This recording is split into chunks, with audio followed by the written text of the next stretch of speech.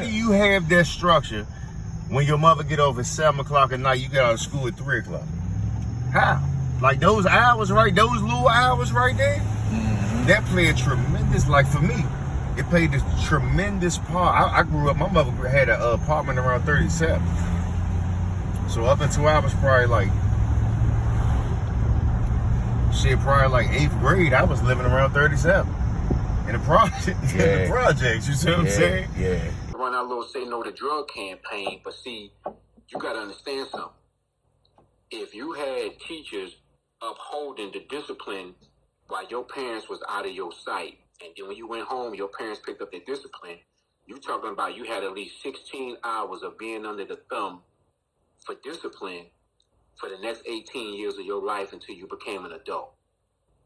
You see what I'm saying? So what the government said was, we taking discipline out of the schools. These teachers can't touch these kids because they ain't the parents.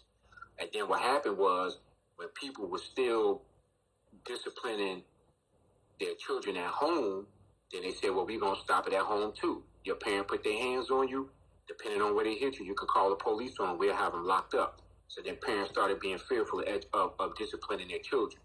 So now what happened was, the children started to rebel, go out on the street, back talking to their parents, you can't put your hands on me, you're going to go to jail, get locked up.